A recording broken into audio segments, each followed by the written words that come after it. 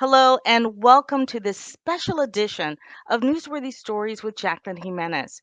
I have been covering a story involving 8 major organizations that want to change the perception of the Palm Beaches. And we're going to show you why that's happening. Here's the story. We have a very large racial divide problem, both internally and externally, with our constituency groups and our internal needs. And opera is like the ivoriest of ivory towers, right? 8 major organizations in Palm Beach County, Florida, speaking out after making a bold move to change the perception of the Palm Beaches, including the hub that generates tourism. Discover the Palm Beaches. Organizations that want to succeed over the long term are those who embrace diversity, equity, and inclusion as a core value.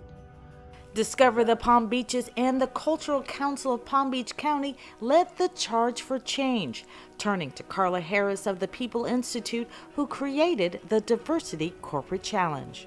The challenge is really about embracing the action behind the statement. There are loads of benefits of diversifying your workforce and your organization.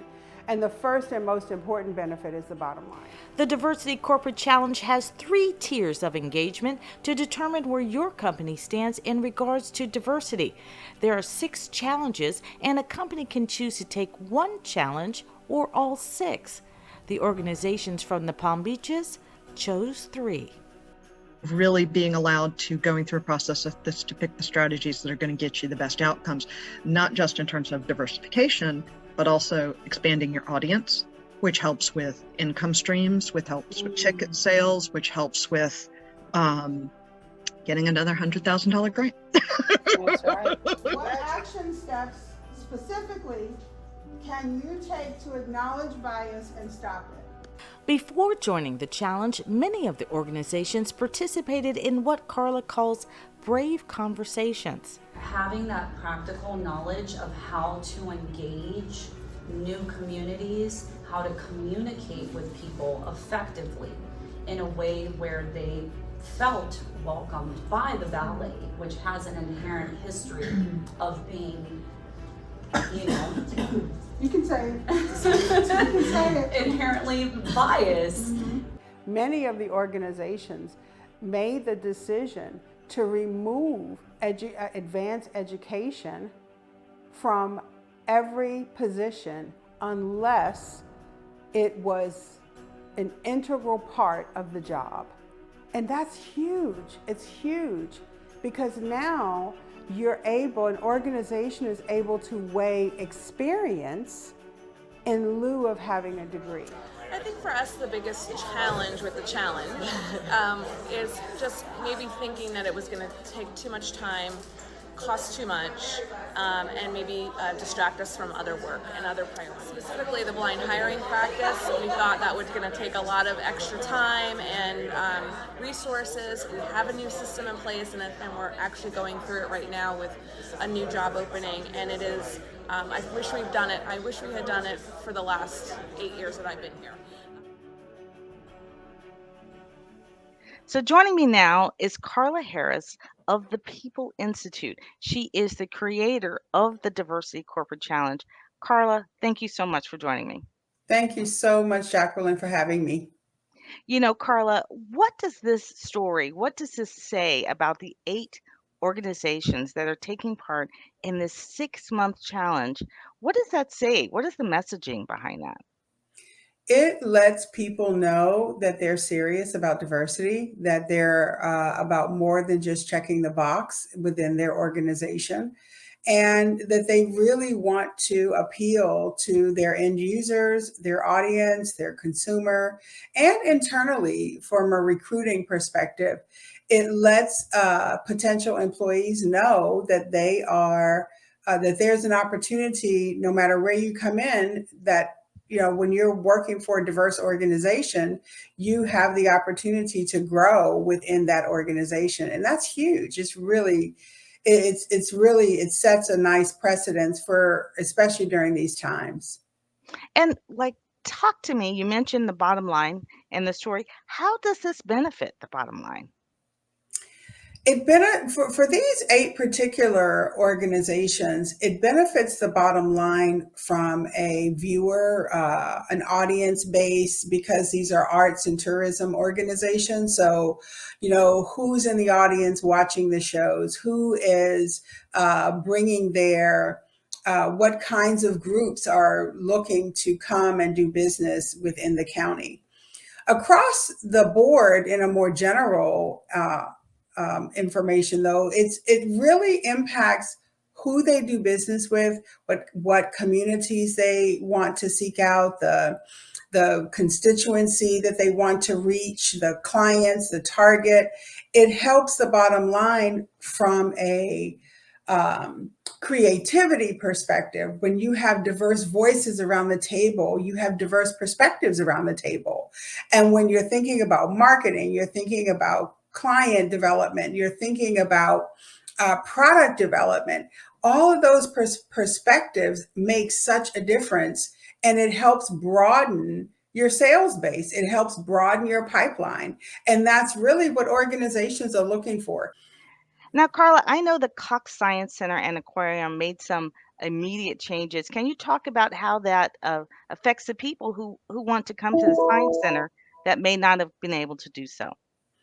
So the Cox Science Center wanted to reach families and children who not may not be able to afford the admission costs. So they started a program where families that are receiving SNAP benefits or EBT, which are public assistance dollars, and if they come into the Cox Center, they show their EBT card and their identification, they get a flat rate of $3.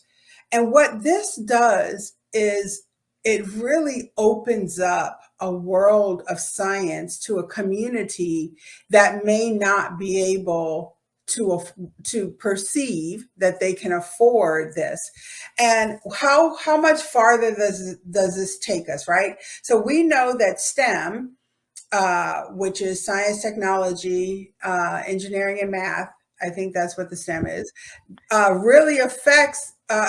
There's a digital divide. There's a divide in communities, low-income communities. So what this does is this gives that whole community an opportunity to experience science at a whole different level, which And that's will, actually a better rate than yes, even if they went with the school. yes, Because that's even if they, as a parent who volunteers in schools all the time, it was something that always struck out to yeah. me.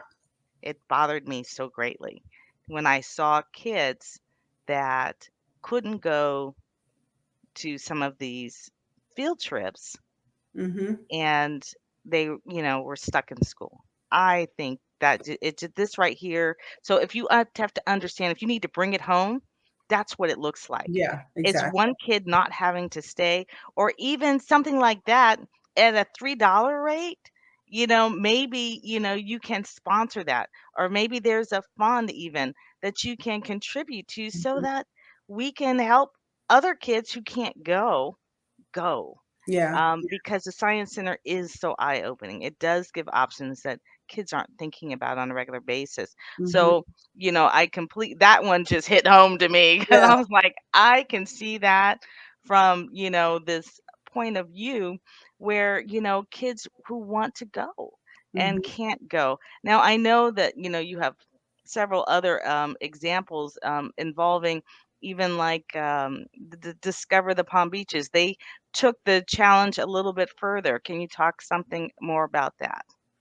So they had already decided they knew that they wanted to expand their reach in marketing and their website and their hiring practices. So what we did outside of the actual 6-month challenge was we did some training for them. We did some communication training and learning how to communicate in a multicultural environment, understanding what it means to provide team building and just have conversations that are typically really difficult to have. They did a brave conversation with their staff, and the dialogue between the team members was so encouraging because they had never had an opportunity to talk even to their own workmates about things such as cultural differences, language differences, implicit bias, explicit bias, racism. It really was an eye-opening experience. And every session, every class I did, you could just see the employee pool becoming more diverse every time because they were actively hiring people. And Right. it was They were actually hiring people when you were actually going through the yes. challenge. Now, you know what, Carla? I don't even think you've seen this, or you may not even be aware of it. So I'm bringing this up to you for the first time. But I was looking for some activities that were going Mm, on, and Ken Burrows puts this. I think it's called On the Go. It is a LinkedIn. It's South Florida's Black Professionals Network. It's on LinkedIn, but he creates this magazine regularly. I don't want to say monthly because it might not be, but the first one of the first pages I came to was Discover the Palm Beaches. And you can see, if you can read it, it says South Florida's Black Professional Network mhm. is being honored, by Discover the Palm Beaches. Now, is this a direct result of your, challenge? I'm thinking yes. And the other thing is this HBCU Golf Classic. That's something I'm also covering. So I was like, yay on big teams Yeah. because I'm going to be out there covering this as well. And I didn't realize it was going to be a business retreat as well. So that was new to me. I knew I was going to cover that golf classic. But here you can already see things that, may not have been into play. And Mhm. I just thought, wow, that's something I don't know. Did you know about this? I did not. And I did not. And one of the things that we do in our consulting work, and we had this discussion with Discover the Palm Beaches, is there's such a market in professional organizations that many communities miss out on. I mean, when you think about the Divine Nine, right? So the sororities and fraternities, the Greek sororities and fraternities that are home to so many African American and Black professionals. And these are professional organizations that have huge budgets. So when you think about tourism, you're bringing in all of this money. But if you don't know where to find them, if you don't know how to create relationships with them, if you don't understand that they're there and they're willing to come to your place and your town and your city to spend money, you're missing out on such a huge opportunity. And the second part that we do as our consulting is talk about marketing. What do your pictures look like? What do what's your the language you're speaking in? How is it organized on your website? Is it an afterthought, meaning it's way at the bottom, or is it in the forefront of your calendar of events? And all those things make such a difference when it comes to creating a diverse audience and appealing to a diverse audience. And Carla, I as you speak, the more, passionate I see that passion coming out of you. And there is a one of those brave conversations that you talked about. And we're going to talk a little bit more about those what a brave conversation is in just a moment. But I want to give you an idea of something that Carla shared during one of those brave conversations so that you understand why. I'm going to tell you my why. This is why number one. These are my parents. My parents were married in the 1940s. My mom's white, my dad's black. And they were married in a time where it was illegal to be married. In fact, I was born in 1966, and it was illegal at that time for my parents to be married. And I'm the youngest of 5 children. Okay, Carla. So talk to me about this why and why is it important as you're going, as people are deciding, whether to take this diversity corporate challenge or not, why is it important for you to share that story during those brave conversations? I think um, there are a few areas. One, because people, so first for me, obviously it hits home, right? I am, from a product of an interracial marriage, during a time when it was not even legal for my parents to be married. Um, and growing up in a place like Washington, D.C., where it was for a long time considered chocolate city, right?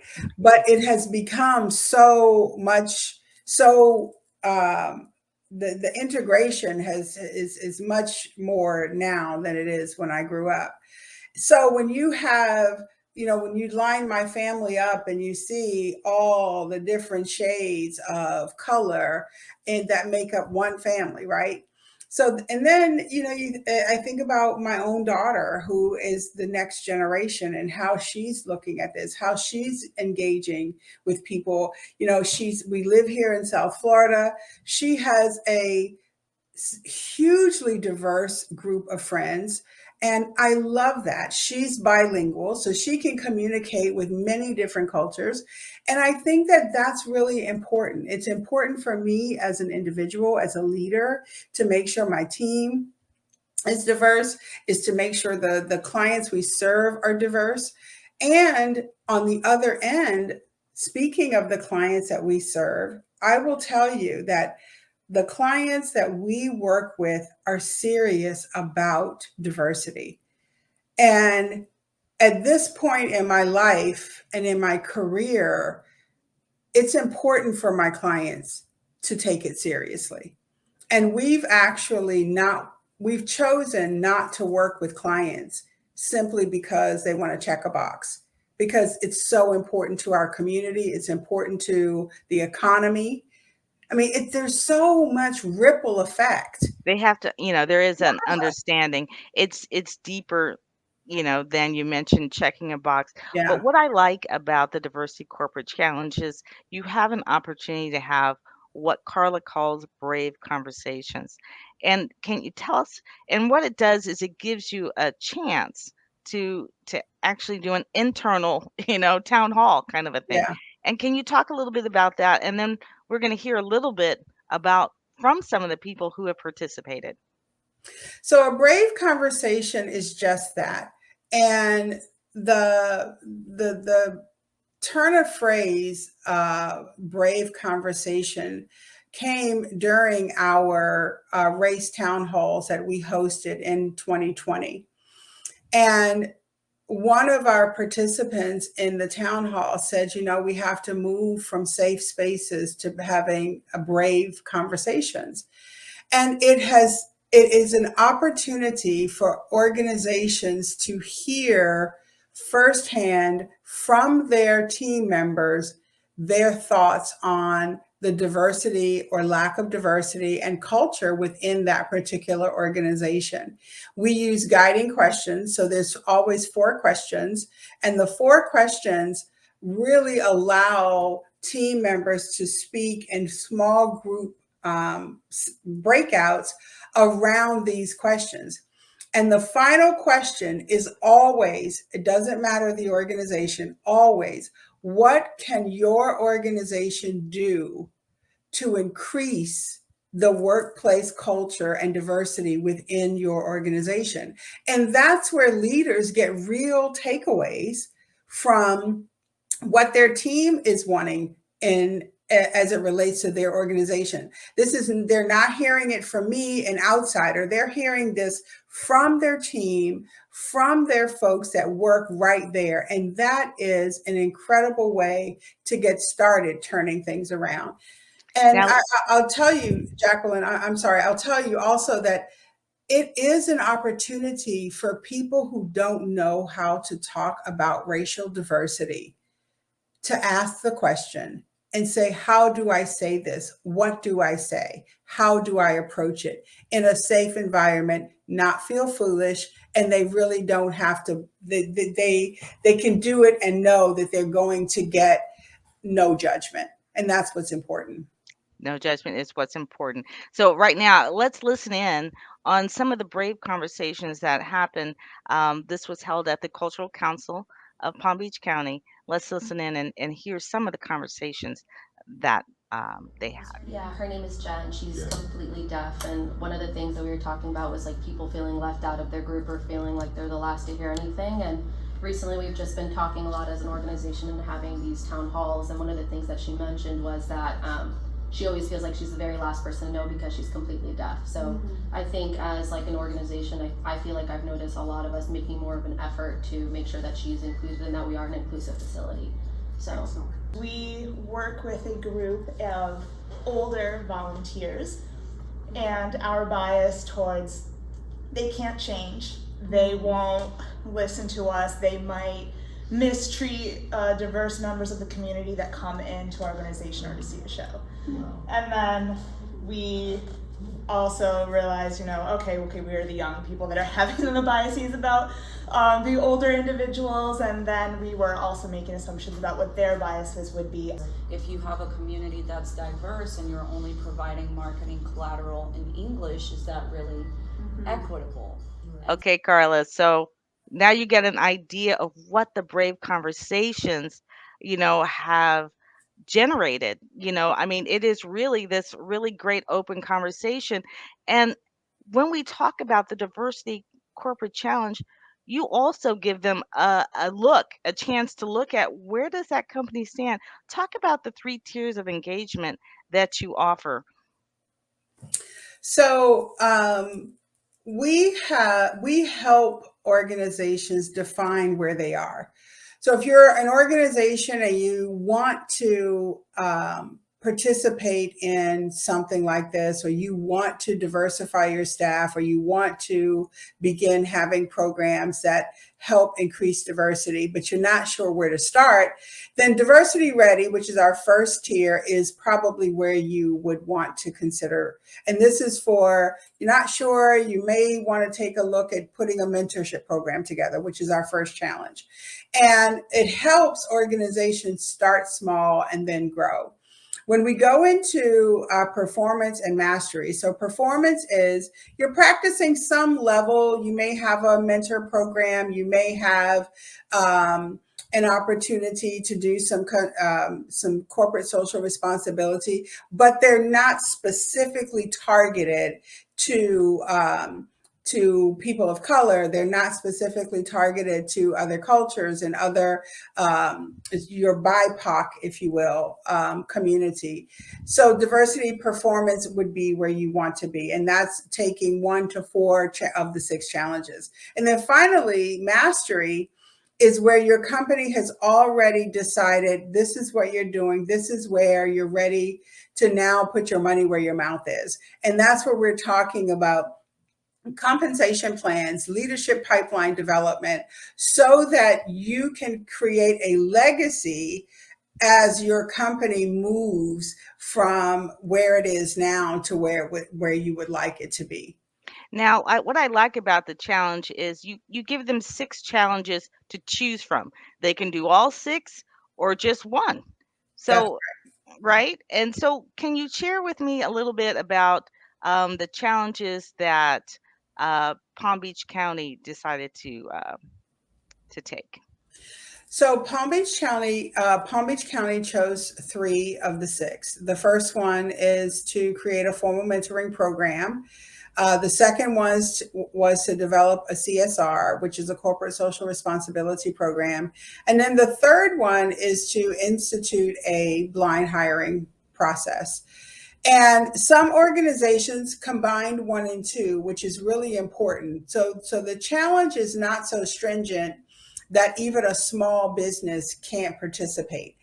So what many of them did, of the I think 3 of the 8, combined challenges 1 and 2. So they didn't have a very large organization, so they didn't have a big pool of people. So what they did is they created an external mentoring program which incorporated their mentoring practices and the CSR, which was great because it allowed them to give back to the community as well as develop leadership skills with the team that they have.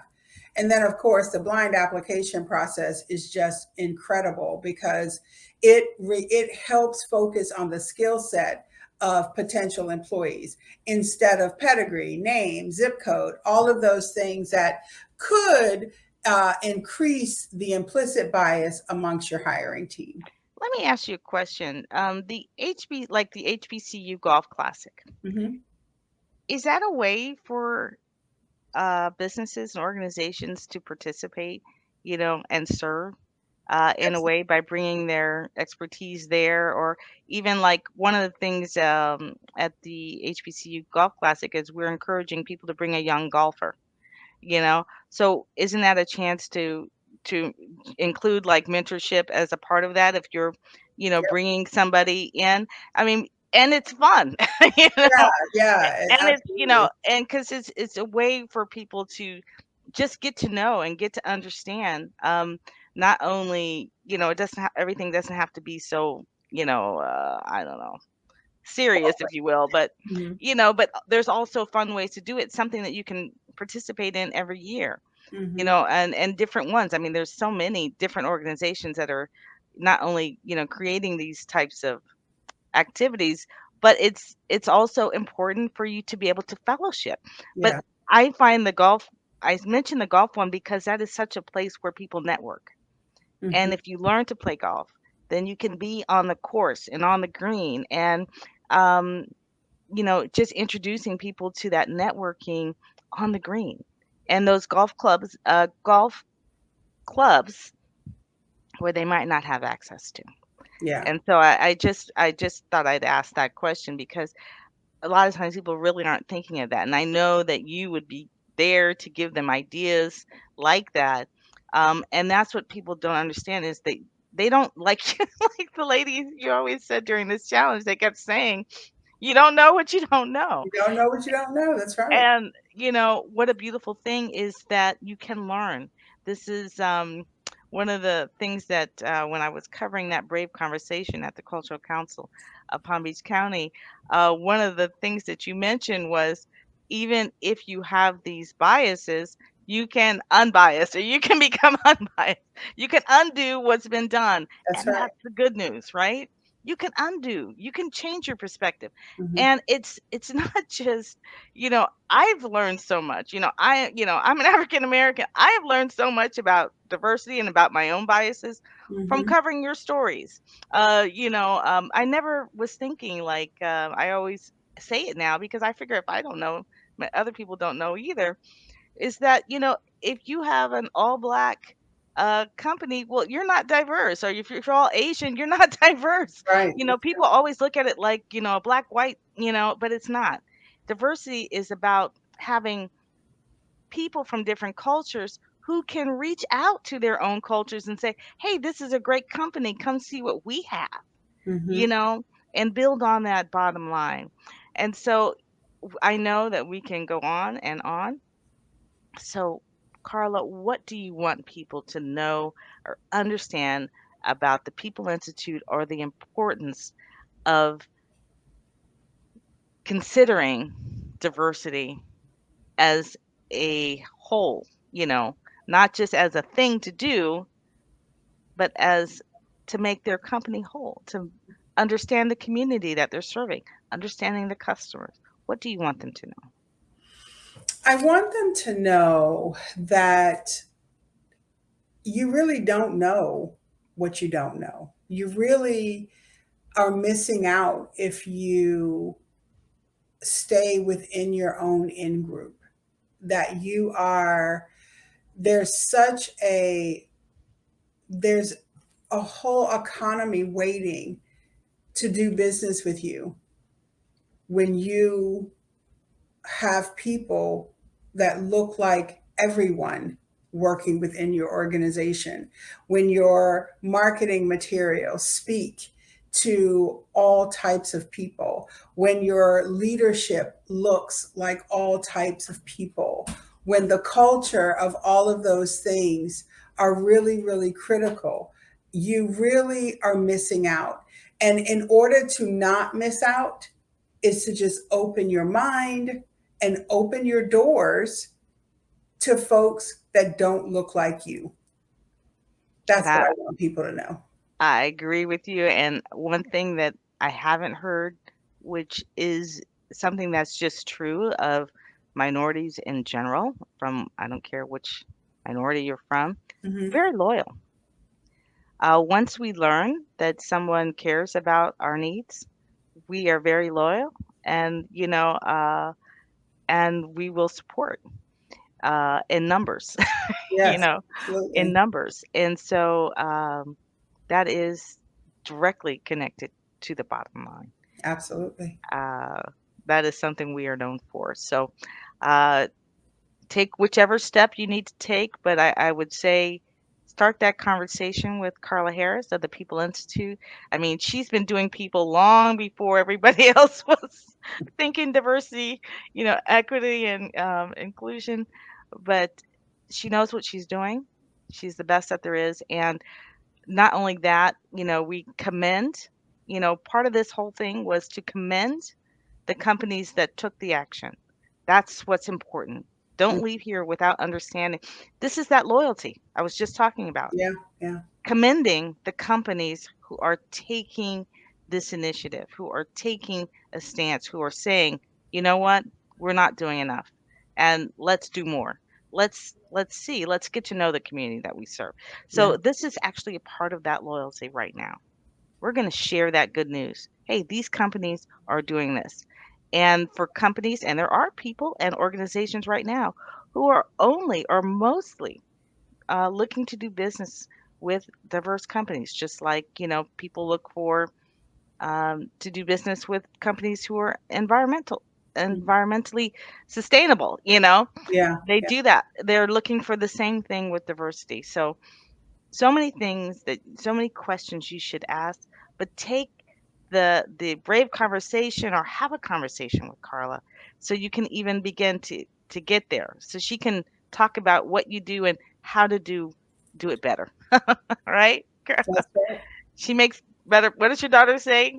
She makes better people. Right, makes people better people, people. There you go. There you That's go. right. Right there. That's right. All right. Thank Thank you you so so much. much for having me. It's my pleasure, Carla. And we'll hear more from these brave conversations throughout the week, throughout the months to Mhm. come. But be watching, and we'll be talking more about the more companies that are coming forward. Thank you so much for joining this special edition of Newsworthy Stories with Jacqueline Jimenez.